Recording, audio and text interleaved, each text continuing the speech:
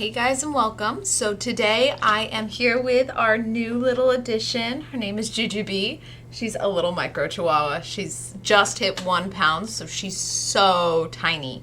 But thanks guys for watching and welcome back. So today I'm going to be talking about the actions that I took prior to doing my DIY FMT or do-it-yourself fecal matter transplant or fecal microbiota transplant, to be more specific.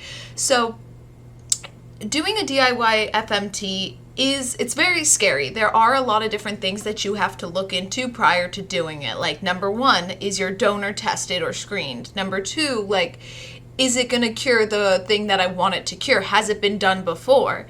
And like, there's so many different things. So for me, it's more like the FMT has never been done to solve my issues, not that I know of. And I've done so much research looking for clinical trials, all this different kind of stuff. But it came down to rationale and where my issues were coming from that made me want to do it. So I have chronic idiopathic urticaria, or chronic hives.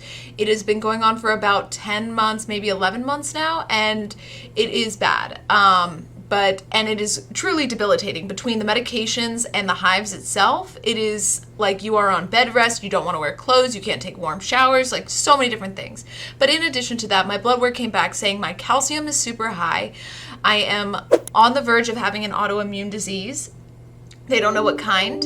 And that I am going to also, I have surgery planned in the next few weeks for a hemorrhoidectomy, which is a result of my chronic constipation. So I started seeing that the two are interrelated completely. So when I am able to release in the bathroom, it seems like my hives are worse that day. On the days that I'm not, it seems like my hives are a little bit better. Also, I know that when I stopped my probiotic, my hives got infinitely better, and my hives came on a couple months after my probiotic.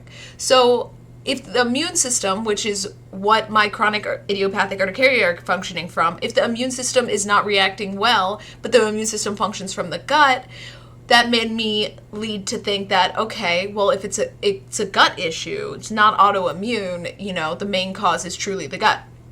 So that's why I started getting on this wheel of all of these different gut issues. I started a no sugar diet and I saw progress with that with my hives, but then I relapsed. No sulfate diet, again, saw some progress, but relapsed. And lately my hives have been kind of hit or miss. They've been on and off. So some of the actions that I took prior, which I chose my donor based on the fact that I realized I was going to have to do more than one of them. So there's convenience and feasibility. The fact that you do need the stool collection and transplant pretty short after. So it's not like I could get it from my colleague and then go in and be like, okay, I'm just going to wait until I go home after work to do it because, I've got to wait. I'm there for 8 hours a day. So by the hours of 5 or 6, it kind of stops. So the things that I did do, because none of the doctors in my area were allowing me to do an FMT medically, I decided to take it into my own hands. So I did several different things. Number one, I put my boyfriend on a diet. I said, no probiotics, no kombucha, like, let's minus the sugar. We're eating clean whole foods, which is what we pretty much eat anyways, but I was a little bit more specific. So putting your donor on a specific diet, because whatever he put into his body, you're about to put into yours.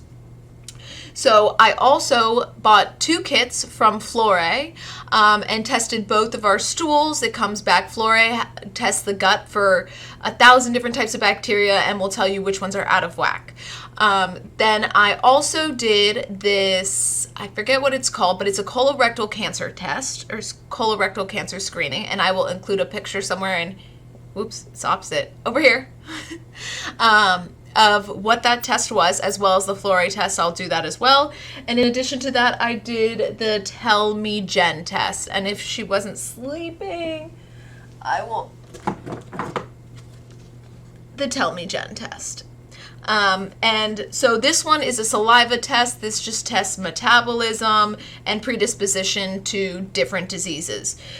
So making sure that you get the proper stuff. Like, I know we also spoke to my boyfriend's doctor to see if he could be a candidate. Now, my boyfriend does have some issues, but again, you've got to look at feasibility of this thing too, because you got to do it more than once, and so and you want to keep it with the same donor for the most part.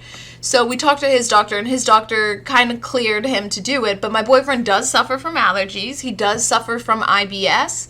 And so those two things did come to mind because the FMT has been known to cure some of those things. So transplanting his stuff into me could mean that I take on those properties.